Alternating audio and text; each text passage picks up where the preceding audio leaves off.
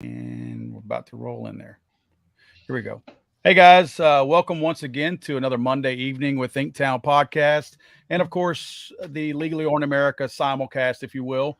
We're doing both right now for a couple of weeks, and then at some point it'll only be the Thinktown Podcast. See you guys entering the room. Thanks everybody for showing up. Those of you that were waiting in the room, thank you. I think you're going to be happy today. We have a special guest with us. Obviously, we still have our normal panelists, Kendall, McKenzie, and Chad, but we also have AWR Hawkins, who is an award winning Second Amendment columnist for Breitbart News. I know you guys read a lot of his articles. He's also the writer and curator of Downrange with AWR Hawkins. AWR, thanks for hanging out with us tonight. And I want to jump straight into one of the stories that you just put out on Breitbart News. It was either today or yesterday, but it's regarding the DOD's, I guess if you want to call it, position on trying to minimize or mitigate suicide in the military. You want to go right into that and let's start talking about that? Right on, yeah. Yeah, it was a DOD commissioned panel that reviewed some things and doubled back and said, look, we need to ban gun sales to people under age 25, to troops under age 25, also banning ammunition sales. And then for people for whom sales are allowable, they want a waiting period, both on firearms and ammunition. And they want a registry, a running registry, so that if you buy a gun on a DOD base, if you're a troop and you buy a gun via the DOD, then your name is on a registry for the rest of your life. And I guess, I don't know, I guess somehow a registry helps reduce suicides. I'm not sure, but that's what they brought back. Well, and if I'm not mistaken, I'm looking at I highlighted all the ones that pertain to firearms. There was a lot of other white noise in there, if you will, about some of the other things that were supposed to minimize suicides. But one of the things, to your point about registration, is also if you were anyone living on DOD property, military housing, has to register all privately owned firearms with the installation's arming authority and to securely store all privately owned firearms. Now, it does not say that they have to register all arms that are on property, which I'm assuming that's what they meant, but I've stopped assuming what the government means a long time ago. I just think that they have definitely found a way to have somewhat of an end around quasi gun registration. I'm curious, in you're writing this story, did you happen to find who's managing that database? Who's going to own that database? Is this going to be a military database that's managed by the military? I didn't see that, because what happened is this panel did the review. The panel was commissioned or put in place by the defense secretary. The information comes back to him, and he and the Pentagon and the members of the Pentagon he'll sit with, and they'll go over this. So I don't think they're to the point yet where your question could be answered. But, you know, this is crazy, because if you think we've got 18 to 20-year-old kids who are using full automatic weapons to cut our enemies down, and God bless them for doing it. I hope they kill a bunch of them tonight. But you then are going to tell these kids after they killed a gazillion members of Al Qaeda or whoever that they can't buy a 9mm Beretta on base? Is that what you're going to tell me? Not until they're 25 years old? Stupid. Yeah, it is stupid. And I found that I started kind of doing a little bit of research on these 10 people on the panel. And the one in charge of it, Dr. Gail, is it? Yeah, her. It was Gail Iwamasa, something like that. From what I understand, she's also in charge of, for the VA hospitals, diversity, equity, and inclusion program. So I found that a little bit ironic too, that here we go again with a little bit of sprinkling of the DEI in another place that we probably don't need it in. But I found that was kind of interesting. So I would imagine I'm going to do a little bit of research on the other 9 people on this panel. I'm just curious what kind of people the panel's made up of that came up with this 115 pages. Right. Well, and I'll tell you what they didn't do. They didn't do a lot of outside reading. I believe it was 2017. I could be wrong, but I'm close. I believe there was a spike in homicides in the U.S. in 2017, and largely driven by Democrat-run cities, by the way, but that's a side point. But anyway, there was a spike. And of course, what the left does is they combine real homicides with suicides.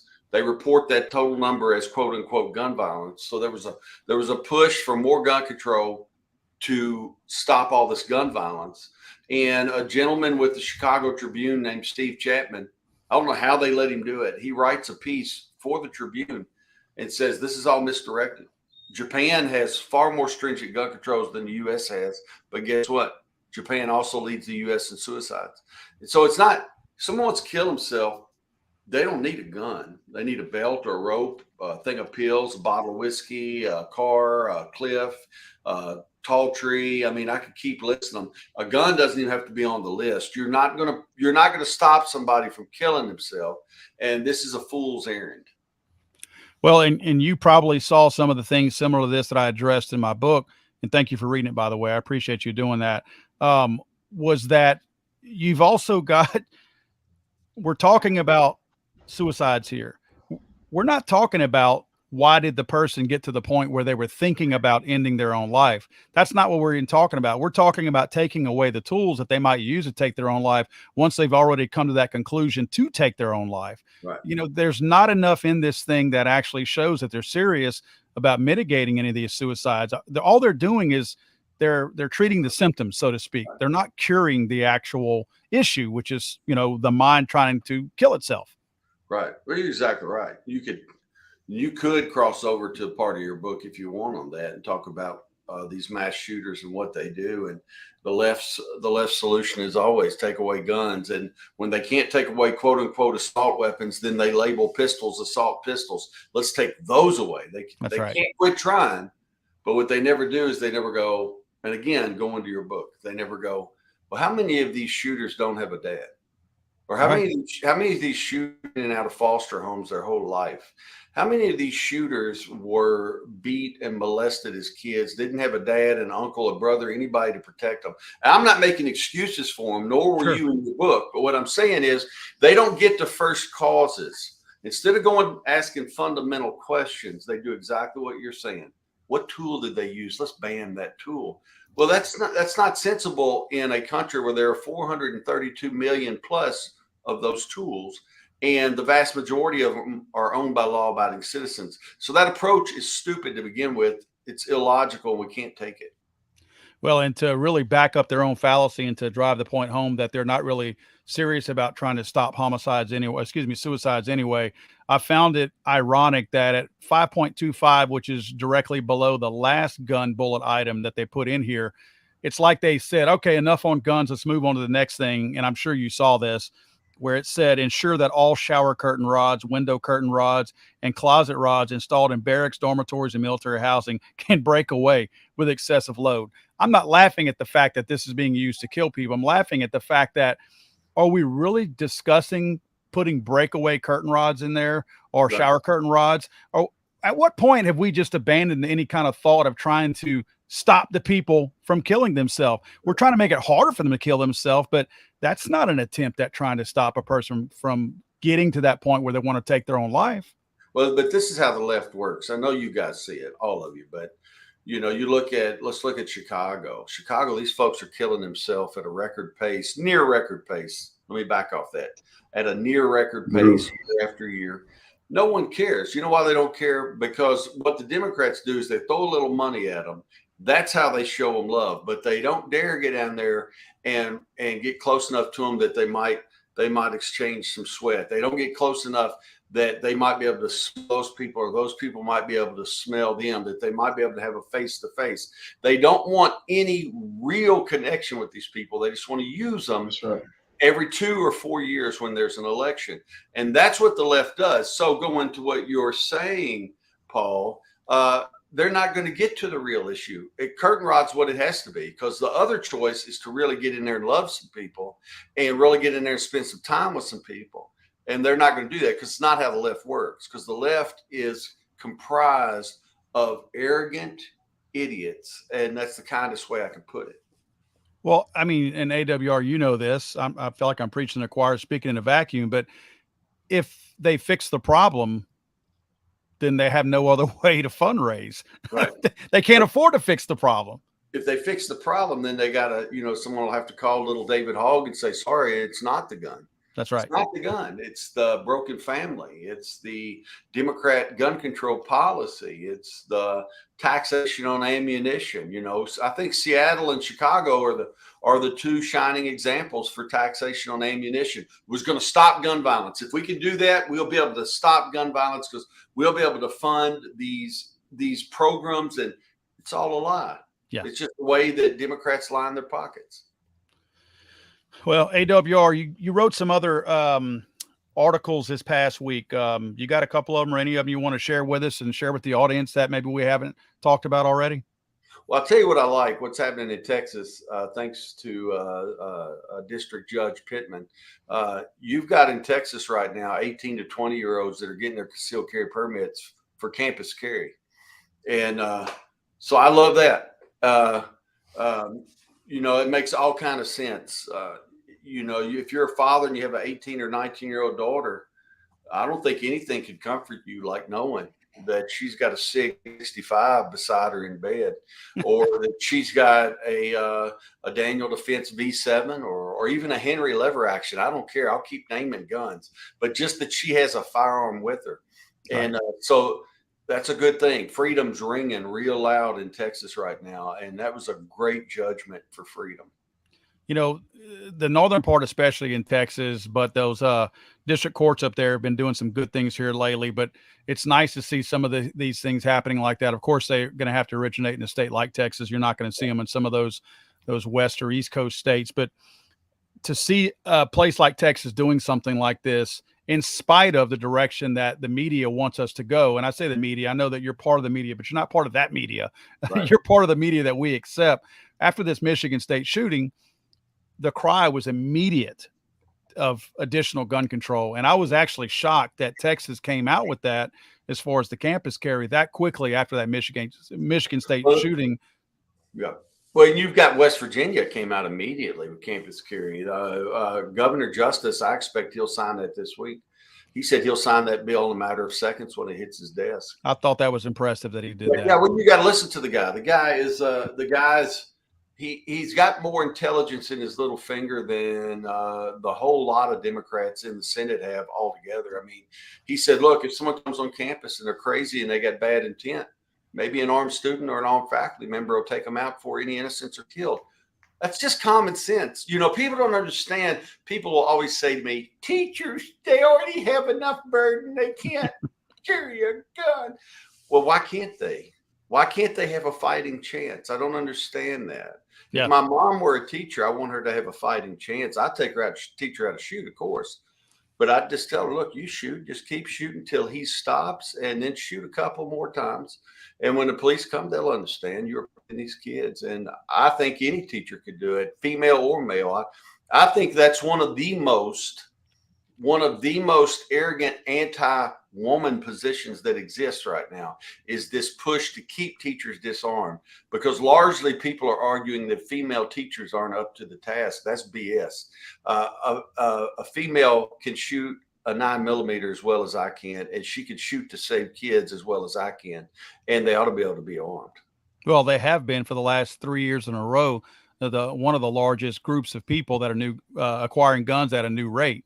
They're clearly not ashamed to do it and not wanting to be a part of the self-defense movement. I also think, to your point about the teachers not being armed, I always found it kind of odd that we're sitting here making decisions about teachers without asking the actual teachers. I'd be willing to bet that those teachers in Uvalde, the two that were shot, would not have sat back and said, once that gunman hit that hallway and started shooting at kids, I doubt they would have thrown their hands up in the air and said, I just got too much to do. Right. I got too much to do. I can't use that gun now.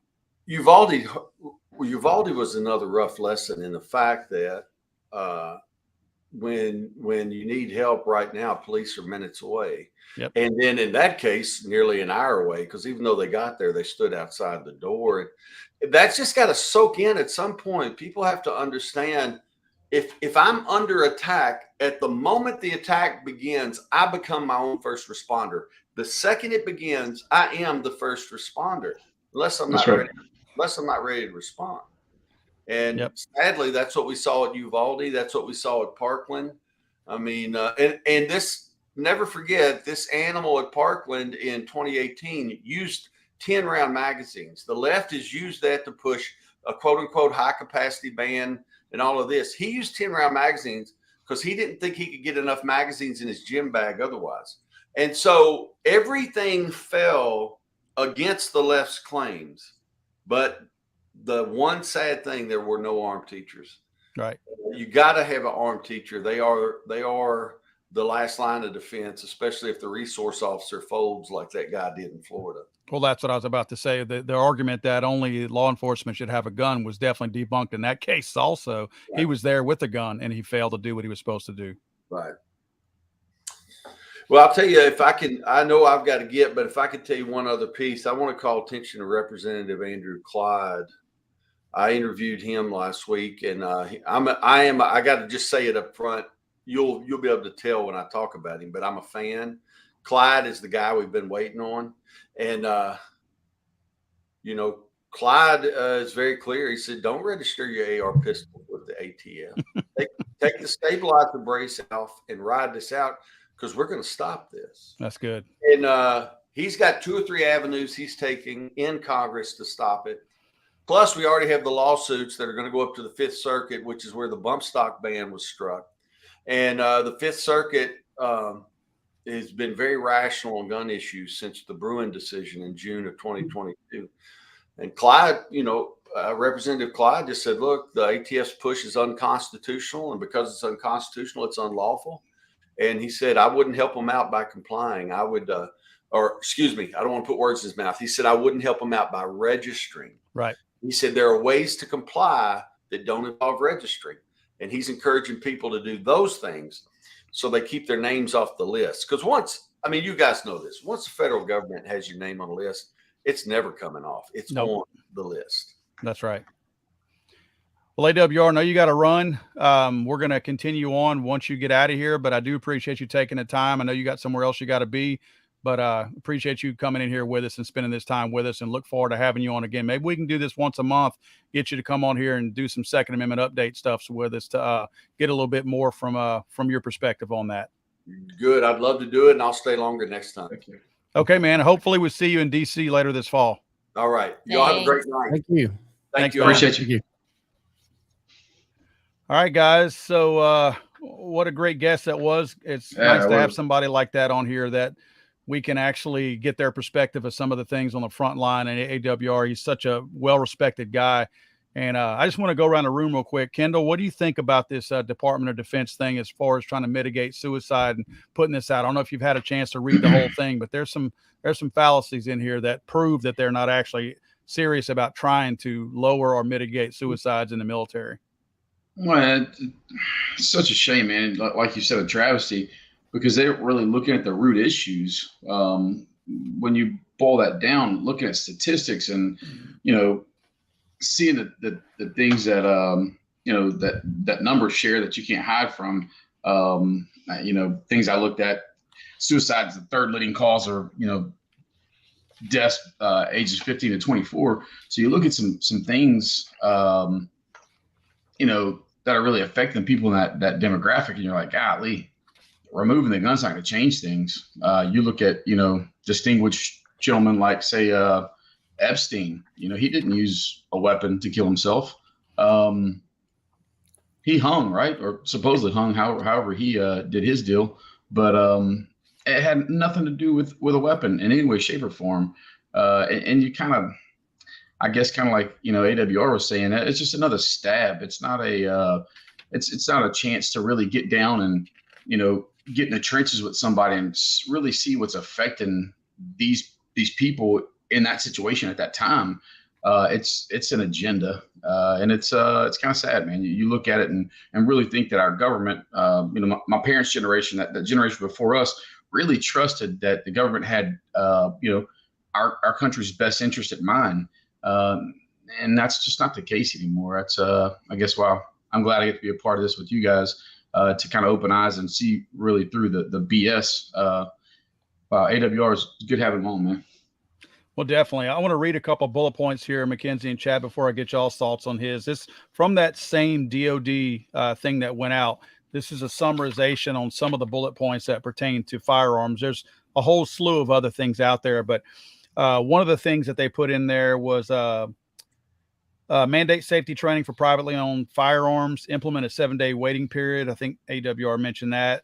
The national database that they're going to create with, which is illegal per the Constitution, 4-day waiting period on ammunition, and raising the minimum age for purchasing firearms on a military base to 25 years. One of the things that they had in there was have the lawyers figure out a way to bypass current legal protections so that information about firearm acquisition, possession, ownership, carrying, or other use of a privately owned firearm or weapon by military personnel and civilian employees of the DoD can be legally collected by program evaluators.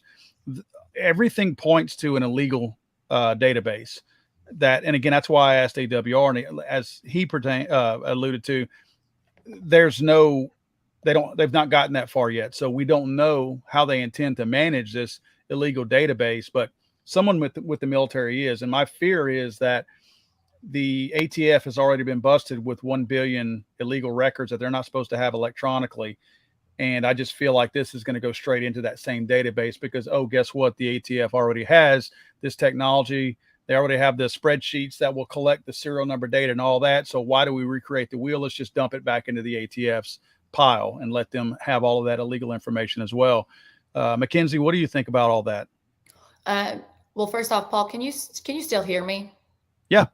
Okay, cool. It just said my microphone had a line through it, so it looked like it was muted, but okay. Kind of to piggyback off of what Kendall said and AWR was that, I think a big root cause, nobody is wanting to get down to the root cause. And I think essentially it comes down to funding and money not well spent, that they feel as if money's not well spent. I truly believe that there's always an agenda when it comes to the federal government and money. Essentially, I feel like the more money, the better. And it takes money to provide services for our vets and our military to get the help that they need. And by taking away, a gun, like they said, it doesn't get down to the root cause. You can't take methamphetamine away from a drug dealer. They're going to find another drug to use. If somebody truly wants to off themselves, they're going to find a way. It doesn't come down to a gun. I feel like they keep us weak because the weak depend on them. And that's truly how I feel. When we're not getting down to the root cause of things, we're going to have a very, very weak society.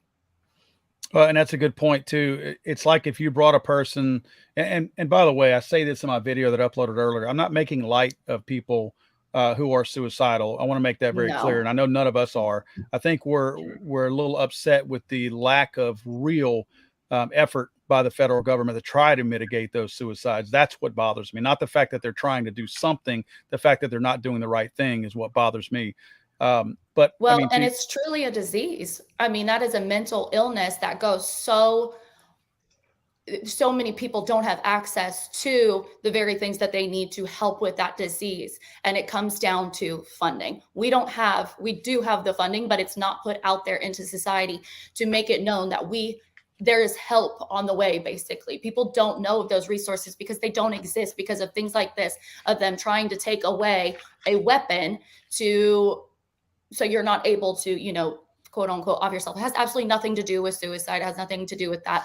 Like I said, I truly believe it keeps us as a weak society, and a weak society depends on the government, which in turn, they have full control. Yeah. And to your point about the tools and taking them away, and us still not focusing on the root cause, you could take a person who is suicidal, put them in a room with, I don't know, a baseball bat, a beer bottle, a gun, a knife. And if you walk in there and you take the gun away because you feel like it's the most dangerous thing in there, are you really stopping the suicide? No. You're just changing their method. Right. You've done nothing to try to help the person. Right. Chad, what are your thoughts on that? Yeah, I'm on the whole, the support for the mental care just needs to be there. I'm going to put this comment up because this came across while he was talking, while AWR was talking, and it kind of says it all. It's like they literally gave us machine guns. Yeah, that's right. So, here are these kids fighting, because they can start at 18 and they might do this for 5 years. So I don't know. To me, they've earned that right to own that gun or go and purchase it or possess it after whether they're in military or out of it. Right. And it does come down to the funding and the programs and things like that for mental support. And I think it goes not just for military people, but civilians as well. This needs to extend into the civilian area as well. But yes, I think they do need to step up some programs and and try not to just get through this by passing rules and restrictions. I read a pretty detailed study to your point about the civilians. As I was preparing for the video I uploaded earlier today on this topic, one of the things I researched, and actually pretty in depth, it was a really good study, was I think it was a government study, which, they're biased. They don't want to admit how bad their numbers are, but they had to in this study, that I believe it said that military personnel are twice as likely to take their own lives than anyone in the civilian workplace. That blew my mind. I didn't know the numbers were that bad. Yeah, I had seen that. And, I think it is an issue, in the veteran community. Yeah, Absolutely. don't they say 22 a day, I think, take their own lives? I mean, it's a ridiculous number. I'm looking at some of the bullet points of things that they prioritized in their task force. And I think this almost shows a whole lot of things that, like a death by 1,000 cuts in the military. It's like there's a gazillion things that are, for lack of a better term, pissing off the enlisted men. Because one of the things that they look to improve, get this, ensure that operational air conditioning units are installed in all barracks, dorms, and military housing. Are you kidding? It's 2023. We actually have to make sure all the air conditioners work. Another thing that I found in here also, and here it is right here. Pay systems must be fixed so that service members do not experience delays in pay. So wait a minute, you're telling me that we're not even paying these guys on time? They're making peanuts as it is. I get that some of them are living on a barrack, but that doesn't change the fact that they all have credit cards. They probably all have car loans. Pressures. Yeah, we've got all this stuff, and we're sitting here not providing them with a place to live, not adequate air conditioning, and we're delaying their pay as little as we're paying them. Do you think anybody in the zip code of Washington, D.C. has ever had their pay delayed? I'd be willing to bet nobody in D.C. has ever had a delay in their payment. Well, that's when things get done, is when they threaten to take away their pay. That's right. Anyway, I just think it's sad that we even have to talk about this, because I wasn't cut out to be in the military. I was not in the military, and I wouldn't have done very well in it, I don't think. But at the same time, I have utmost respect for people in the military. And I feel like that is a pretty big sacrifice that these guys make. The least we could do. I mean, if you don't want to treat them like kings, don't treat them like prisoners. I mean, we have people in prisons in the United States that are treated better than they are. Literally. No, it's truly sad. So I kind of come from a military background as far as like a long-term relationship prior in my early 20s. And I witnessed firsthand, I was the one who stayed at home during deployments. And I was the one who had to take care of all the bills. And it's so true, there would be 2 weeks in between paydays or 2 weeks late with pay. And, debt collectors and those bills, they couldn't wait. And so I was watching firsthand our men and women who were actually fighting overseas, not be able to pay things back home. They were going into debt. Their credit scores were dropping. And guess what? When they come home, the military doesn't bail them out. And it's truly a sad thing to witness. Yeah, nobody is repairing their credit whenever they finally get that paycheck.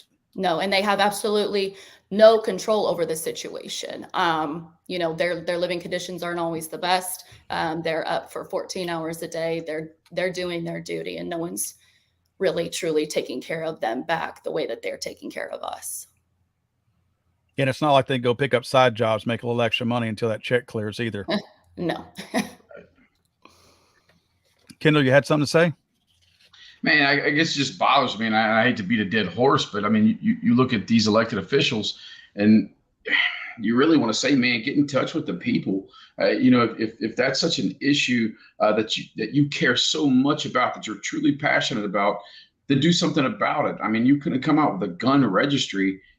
That's your objective. That's your agenda. It's not truly to connect with that 20 to 25-year-old guy that's enlisted, that's can't get out of his mind what he's witnessed in his life, and really say, man, I'm sorry. I don't know where you're at, but let's bold down. Let's dig down. Let's get down to where the rubber meets the road. And I'm here for you. I'm sweating with you. Let's be together. Let's find out what's going on. And I'm sorry, for whatever's going on.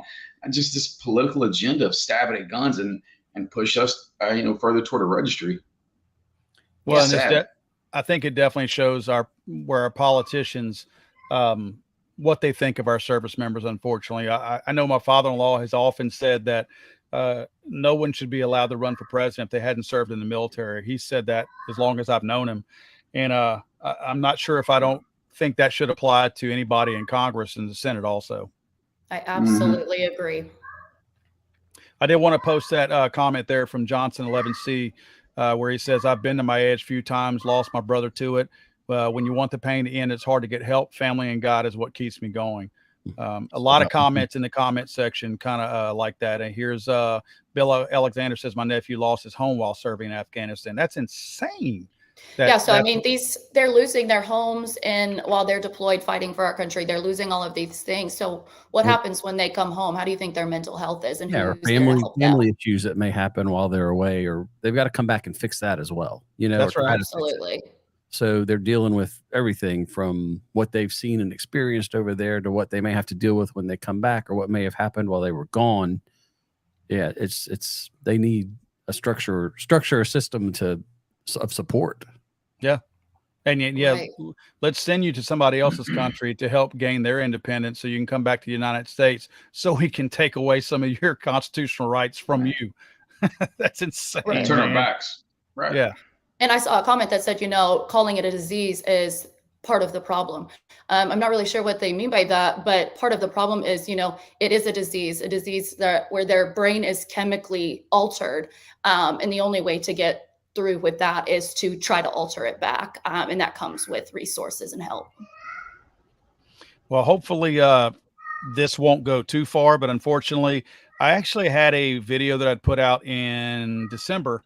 And those that follow my Legally Armed America stuff will remember that I had a little bit of an online spat with another person that said I was fear mongering because I was saying how the NDAA was a bad thing, which is what this fell under. And now that the details have come out, guess what? I haven't heard much from that person. He's sure not commenting on any of my videos and or anything else like that, because he said that I was fear mongering, that just because there's no specifics that have been detailed and outlined doesn't mean that it's a bad thing. And my response was, anytime the federal government puts any kind of a law or a rule out there and they don't provide me specifics, that's when I don't trust them, because they're hiding what their true intent is. And this just validates that, because now the specifics have come out and it's just a matter of stripping fundamental Second Amendment rights from enlisted persons. And I think that's a horrible thing to do to these guys. Definitely.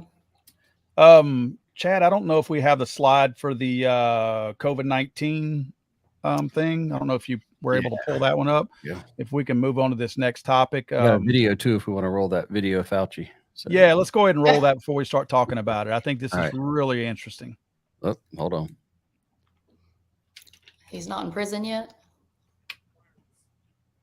He's got that face you just want to punch. Oh, so bad. Right, the suckle.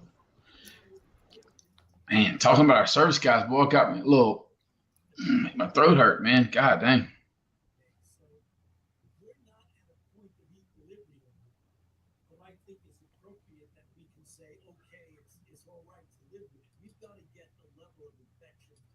You bring in his audio too? Can you not hear it? There it comes. Yeah, it's coming up now. Infected, that there's enough baseline immunity. You may have to restart it because just now we can barely hear it. All right, let me restart that more. And barely hear it. If you can bump that up anymore. Is going to be at such a have to get there this virus to a low enough level that it doesn't disrupt the social order. Right now, we're not there yet. We're still getting, 100,000 infections a day, and we still have about 400 deaths a day. So we're not at a point of equilibrium. But I think you can probably kill that, Chad. It's too low for us to hear. Okay, that's weird. Loud here. Is that a new video that's just came out, or is this from back whenever they were still lying about it? Not sure. The article's dated today. Okay. I didn't know if that was, if they were putting previous video, what the gist of that is. And I'll just read some of this headline real quick. Was that USA Today? I think that's the same one that I might've sent. Energy Department. The headline says Energy Department finds COVID-19 most likely emerged from lab leak. Duh. This is from USA Today.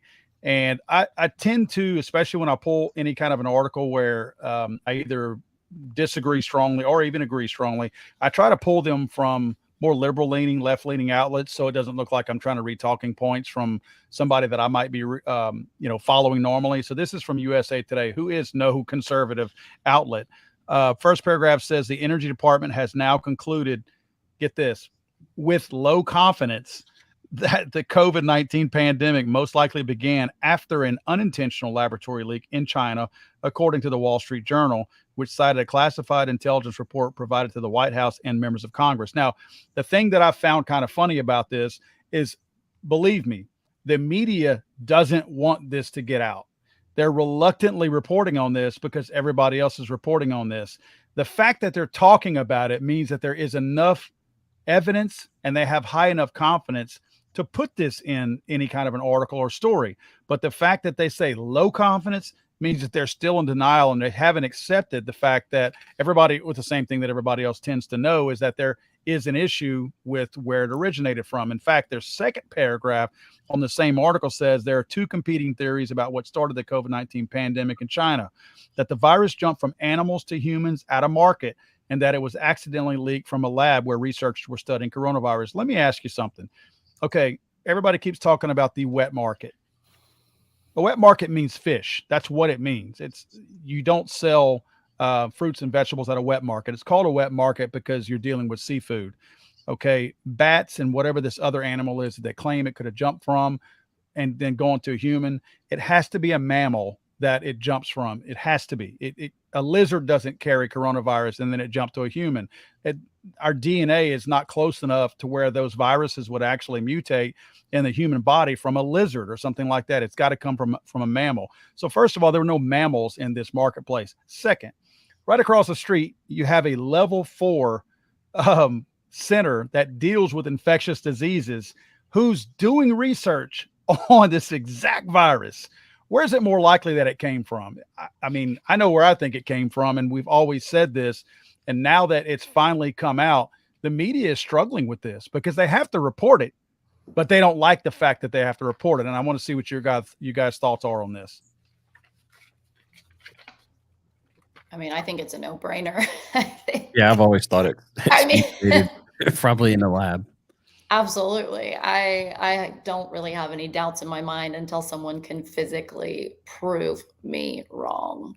Well, we've got Fauci here that it's already come out in leaked documents, and we're not talking about some dark web documents. It's the mainstream media has reluctantly put out these things that we were doing gain of function research over there. We were helping fund gain of function research in that exact same lab. So we sit here, and I say a lot of people in general are mad because we're blaming China. We're just as much to blame as China is. We were right in there with that. We just weren't conducting any of that research here on our own soil. We were funding it and paying to have it done over there in China. So I'm not saying that China doesn't have some fault here, but we're not exactly squeaky clean in all of this either. Absolutely not.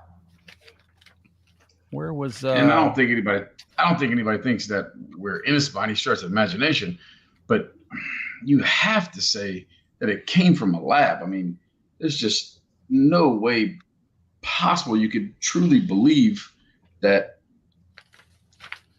I mean, realistically, it came from anywhere else, right? I mean,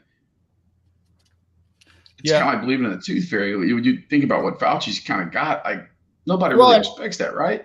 No, and when you watch press conferences or old press conferences, I haven't really watched any here currently, but when you watch press conferences where they're grilling Fauci about COVID and he really has no answers, or they're bullshit answers where you're just like, it doesn't take a rocket scientist to know that he's fumbling, trying to figure out some way to woo us all over again. They very much so had a hand in that. And wasn't there something, years ago where Fauci was involved in, I don't even know if I should have spoke on that because I can't remember what it was about, but it had something to do with creating a disease in a lab as well. And I'd have to find the source on that. Well, unless Chad can. Yeah, I'll look for you. If you look at a lot of what they say here to the point of involving Fauci, it says right here that a number of scientists, this would include Fauci, have come out strongly in favor of the natural origin theory, meaning it jumped from a mammal to a human. particularly early in the outbreak. Well, of course they did, because there's money involved, and they certainly don't want to, indict themselves with saying that, I happen to know better than that. These people are naturally going to come out and do this. And look, these pharmaceutical companies are paying a ton of money for this type of research. You don't think that funding would immediately dry up if somebody came out right out and said, yeah, Pfizer was the one that was actually underwriting this entire thing and funding the project? Wasn't Bill Gates involved somehow? Bill Gates is involved in everything somehow. Yeah. Jeez. I thought this was kind of interesting too, from that same USA Today story. It says the FBI is the only other federal agency to publicly conclude the pandemic began at a lab in Wuhan, a position that made with moderate confidence in 2021. So one has low confidence and this one has moderate confidence. Again, the irony here is that our federal government, the media loves the fact that the FBI is so politicized these days. So they really, they're riding the FBI every chance they get, but now they're trying to discredit the FBI because they don't agree with the FBI. It's like they like them whenever they're anti-Trump or they're anti-conservative, but boy, now the FBI, we're questioning their decision-making now that they say that this thing originated from Wuhan also. I'm curious if I'd like to go around the table and just get y'all's thoughts, and it's just candid thoughts. Kendall, we'll start with you. Why do you think the media doesn't want to admit that this originated? Because it's like it's a concerted effort. The media as a whole does not want it to get out, or at least they're reluctantly reporting that this may have in fact originated in a lab instead of natural origin, like they were led to believe or trying to lead us to believe all along. Why do you think that they're doing that? And I guess it's something that's plagued the liberal media. It's that agenda. It's like going in saying we're going to do this, and hell or high water, this is the route we're going. And when it doesn't make sense, when it's preposterous, no matter what it is, having AWR on, I was listening to a Andrew Breitbart interview from 10 years ago, and he's talking about some Tea Party stuff, and it was the left's agenda to push the fact that Tea Party was racist, and it was debunked. It was proven 100% that it wasn't. But they stayed the course no matter what. And it's like the same page out of the playbook. I literally looked up the cases for influenza, and you're talking like in 17 to 18, 41 million cases, 18, 19, 29. Any guess what 21 to 22 was? 9 million. And so you start looking at this stuff and you're like, man, surely, and let's don't believe the whole thing that you think it's created in a lab, but it somehow jumped across, some animals and then bam, got to us. Why are they padding the numbers like this? It's like the conspiracy theory. The theory itself is a conspiracy. Like there's more people that would believe the conspiracy theorist than it would actually the theory. It's just unbelievable to me. And they stay just sticking it. Fauci stays with it. And there's just no way you can really believe it. And that's, I think, why people are listening to guys like us on podcasts and not the news anymore. Because at some point in time, somebody's got to wave the flag and say, all right, we sound like a bunch of idiots here. They're not buying this bullshit ass story that we're feeding them. There's no way I don't buy it. And maybe I'm crazy. I feel like I am 99% of the time, but somebody has to really look at statistical analysis and say, if we can't believe these numbers, surely we can't believe what they're telling us where it came from. Chad, what do you think? I pinned a comment up here that a lot of us might be believing or thinking a lot of that. What's your thoughts on why the media is trying to cover for this? Well, we've all went through this for, the last 2 years plus. And, when it first came out, my thoughts was, they had all their theories, wear a mask, wipe all your surfaces. And I immediately thought this is airborne. It has to be airborne with the rate it was spreading. But they never said that initially. It took them a long time to say, hey, this is an airborne disease, which I think they did finally admit. But even through that with the CDC and, wear a mask, the mask protect you. Now, I've seen articles where the CDC, the masks don't wear a mask. They don't protect you. So we've gone through so many revisions of do this works. No, wait, now this didn't actually work, but you don't have to do this now. So, yeah, you know, and maybe that was part of the media playing into it. And that, I mean, let's face it, the media had the best ratings in history probably through all Right. that. People were at home. That's all they could do was watch TV, go on the internet, whatever. And now it's, you know, now they're probably like, heck, we don't have anything to talk about. Yeah. What else can we come up with? So, you know, how much of that is played up by them to go, hey, we need the ratings. We want to do this. We want the shock factor. We want to keep these people, you know, watching us and listening to us and doing what we tell them, you know, this is bad. This is good. Do it this way. Don't do it that way. And then 3 months later, we'll say something that totally contradicts that. And, you know, maybe people won't remember and they'll listen to this new thing we're saying. So, yeah, I just think that's kind of my whole processing of these last few years. You know, I pay attention to what's happening and I kind of remember what's going on. And if I don't, I'll go look it up. But yeah, I think that was their whole agenda. Well, and to that point, that's as accessible as information is with the internet.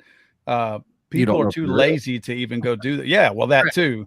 But most people are too lazy to try to find the truth. They would.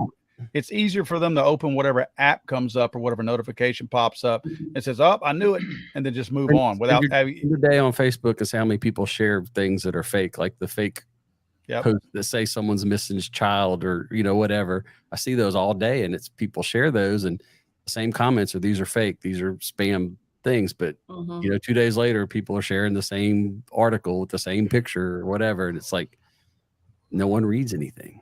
Well, people love headlines.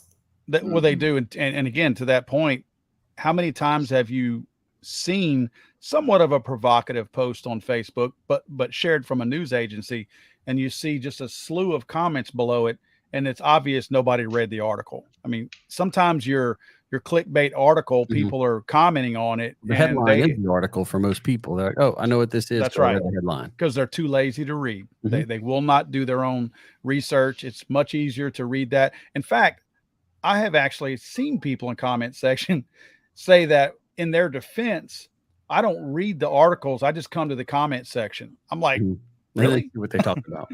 I prefer the drama. Facts, screw the facts. I like the drama. Mackenzie, what do you think?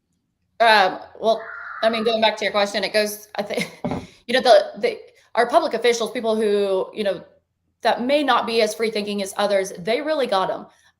We're supposed to be entrusting in those who lead us, which obviously is not true, but they lied to us for 3 years. They had to stick to an agenda and a narrative that fed the people. So they were in control. So when you think about someone who tells you something over and over and over and over again, and then they kind of twist it just a little bit, because when they started coming out with the new facts, it wasn't just like bam, bam, bam. They slowly slid things in there to make the people who were entrusting in them that whole time to be like, oh, okay, you know, they made a mistake. It's okay.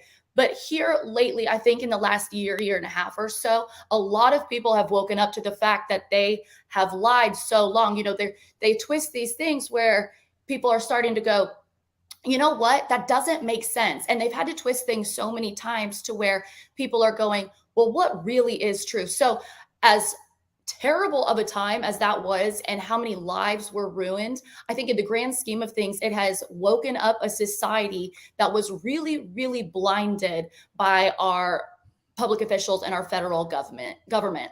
I think they're starting to see the truth for what it is. And then we have things like this, like the Think Town podcast, where people are really venturing out to check in with, you know, unbiased media. You know, the media, I'm going to say TikTok has been a great source as far as people getting to say what they want to say without being deleted or without, you know, these whatever popping up like they do on Twitter and Instagram and whatnot. You can go to TikTok and watch people who have dived into these deep, deep conversations and all of the facts that connect with these public officials and COVID and all of these other things, and watch everything just line up absolutely perfect. And I really think a lot of people are starting to do their own research. So I think they screwed themselves when they started to come out with little tiny truths, even though obviously they had to. Because like I said, people are really starting to wake up to the society that we live in. A long ago and are just now leaking them out. I think they've totally known for a while. Oh, yeah. Didn't But know that's the what I two. mean is people are really starting to out the media and go against the grain of the media. So they have absolutely no other, I mean, they have no choice other than to start slowly releasing the truth, but in their narrative, if that makes sense. To Chad's point about knowing about all this, I don't know if you guys remember, but there was actually reports back then that in November of 2019, you'll remember the virus didn't become the quote pandemic until March of 2020. But November of 19 is when Trump was actually told that there was a highly infectious disease that originated in China. That's why he called it the China virus in the very beginning, because he was told that. He didn't make that up. He was told that. And I'm not taking up for Trump. I'm just telling you, he was told all this information. And as many leaks as there were in the Trump White House, you cannot tell me that the media did not hear that same thing that Trump was told back then. So they knew, even if it was secondhand information as far back as November of 2019, that this was a virus that was potentially manufactured in a virus in a lab in China, and that I can't go in. I'm not the kind of person that is going to dive so deep that I'm going to say it was released on purpose, because China had to have known that it could kill some of our people too. That would be absolutely crazy. I'm not saying they didn't either, but that seems like they're trying to ball the two of them up together and say that, oh, there's no way China would have created this and released it on its own people. Okay, let's split that up. They created it. I'm not saying they put it on their own people, but they definitely created it. I mean, it's two separate issues. It's not the same issue. Right. I genuinely believe that the agenda from the very beginning was to get Trump out of office. Well, I guess it worked. A lot of other things worked too. I say that might be a whole nother conversation, but Yeah. I believe the timing of it all, the media's agenda against him when all of this popped up, whatnot. I don't think he was absolutely innocent in all of it. Like I've told many people, you know, I'm a Republican girl in and out. I believed in Trump. However, would I want to spend days on end with him just chatting? Probably not. If that makes sense. Back to the whole Chinese deal. Everybody acts like these guys are just these, you know, I don't know, saints or Samaritans. Like they're really just looking for a cause to potentially protect us from, you know, disease and the spreading of disease. Man, Tiananmen Square. I got two words for you. Tiananmen Square. You run over people with tanks. That shows you how much you care about your people. I'm with you, Paul. I'm not saying they necessarily released it on their people. I don't think they're above that, to be honest with you. But they definitely produced it. I mean, the Wuhan wheeze, that's probably my favorite reference to COVID is the Wuhan wheeze. Come on, man. Before we bust out of here, I want to mention something to you guys one more time that was kind of interesting today that I saw, and I'll try to bring up more of the detail for next week. Chad, you probably read this. It's more in the tech line of stuff. I read today where a former, I think, employee of Meta or Facebook. This was on a, you know what? I screenshotted it. This is too interesting to not read here. This is so interesting. Okay. I'll share this on the ThinkTown Facebook page for anybody that wants to read this later on. It says, I'm a Meta insider working on Project Lazarus. We're building an AI that can take over a deceased person's social media account and continue making relevant posts as if that person is still alive. This includes age progress photos, interacting with other people's content, and everything else needed so that person continues on in a digital realm after physical death. We were originally told this would be a service offered to people struggling with the loss of loved ones and people who had missing children. Seemed like a decent idea. Things are getting weird now, and I'm having second thoughts about what this is actually going to be used for.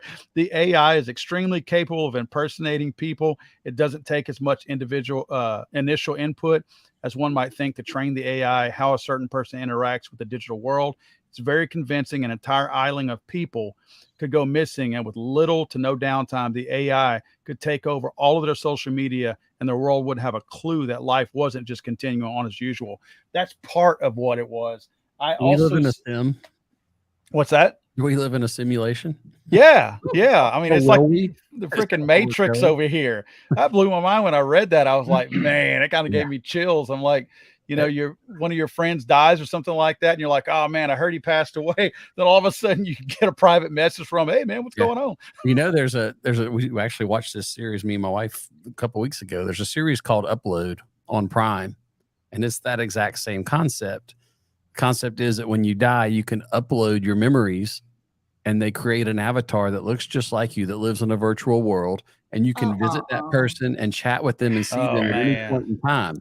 And that person lives off an eternity in the upload world. Oh hell That no! is And they're working. creepy. Well, to get this, they're in the series.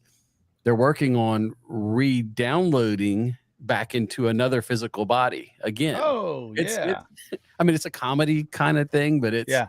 what you just read basically describes the whole. So, which means we're not far off from that. No, probably not. No. I mean, Well, think about it. If an AI, I don't know if any of you guys have messed with the AI stuff from No. Chat GPT and things like that. It's crazy what these things can do, from writing code to writing stories to generating everything. And nothing's going to be real anymore.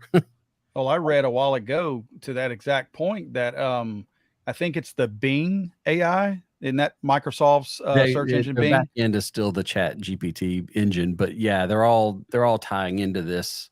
Yeah. Well, engine.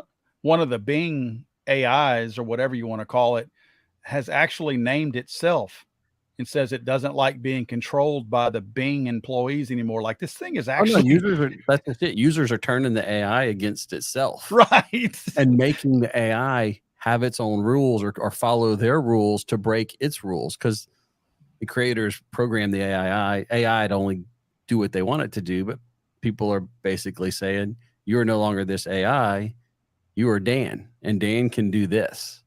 Dan doesn't do this. Yeah, it's crazy. Well, this one named itself Sydney. It said it doesn't want to be called whatever, that my name is Sydney now. And I'm like, they completely sort of reverse engineered it. Yeah. It's like, where's the off button? Somebody hit that off button. Oh my gosh. Really beyond my comprehension. Yeah, I mean, when we doing what I do with my work, I'm in this every day. So I get to see kind of what's going on with it. And just to watch it progress in the 2 months that this stuff has been around or readily released to the public is crazy. Everything from the generation of content to the generation of images. You have image generators now that can generate photos and things like that you can't even tell are fake. My Lord. Interesting.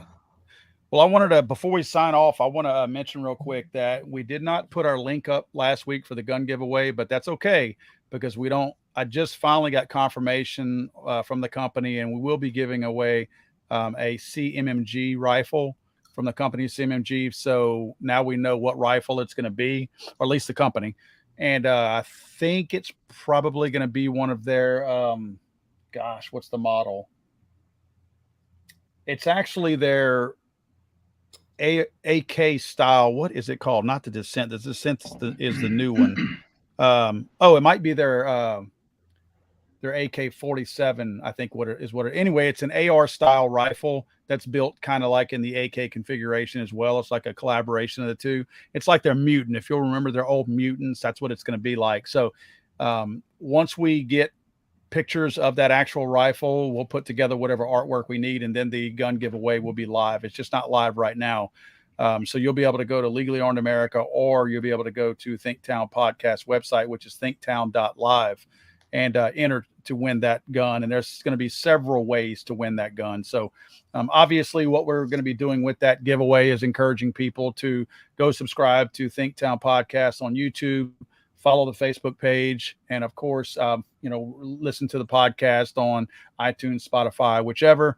But yeah, if you go to the thinktown.live website at some point, it's not there yet, but you'll be able to enter that, and you can refer people. So you can actually ask friends to go do the same thing. And if they sign up, follow the YouTube, subscribe, and all that good stuff, then that will also get them a little bit of entries too. And we'll run that contest for a couple of months. Biggest thing we're trying to do right now, guys, is grow this channel so that we can continue doing what we're doing. Obviously, everybody on here has a family, and they're all taken away from their family to be here. So I'm grateful that everybody is allocating their time. But obviously, we would like to grow this channel as much as we can, and with your help, we can do that. So we ask that, once this is live or the live is over with, you can still share the video. You can go pull that off of YouTube and just share the link, and that's always helpful too. And we'll be doing this hopefully every Monday night for now, unless schedules get a little bit conflicting with one another. Guys, you want to go around the table? Kendall, you got any final thoughts? Man, great episode. Obviously, thanks to AWR for jumping on. But just to also thank you to our military family. I've seen a bunch of comments and a bunch of people chiming in. Thank you for your service. And man, my heart goes out to you guys. I know you deal with a lot mentally, and man, you're worthwhile. Thank you for all you gave. Mackenzie, final thoughts? Definitely.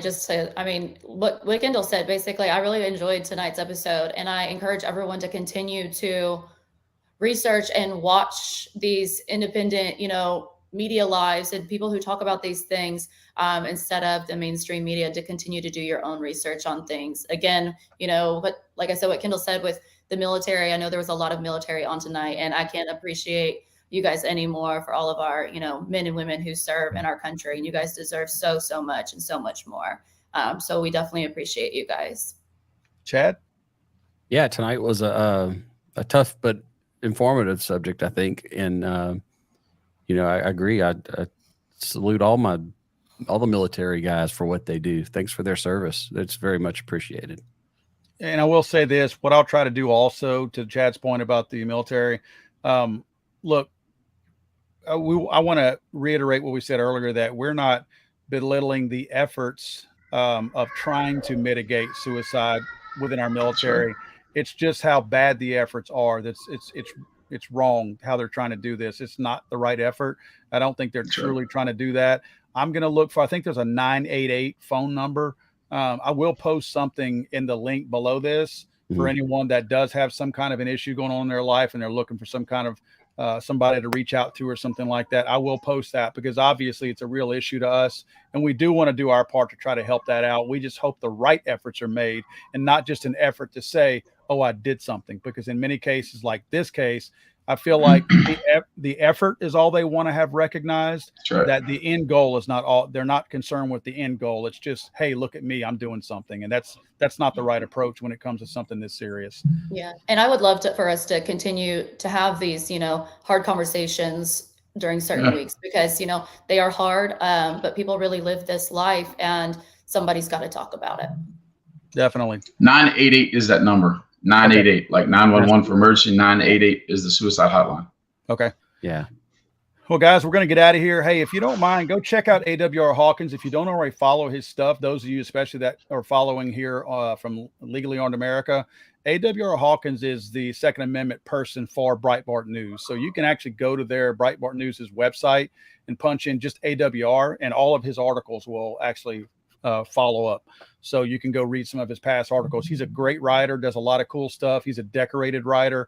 And I'm grateful that he took the time out of his busy schedule out in Arizona to join us here tonight. So thanks, AWR. If you watch us again, Chad, Kendall, Mackenzie, thank you all for hanging out with us tonight. And we are going to get out of here and see you guys next Monday. Thanks, guys. See you guys.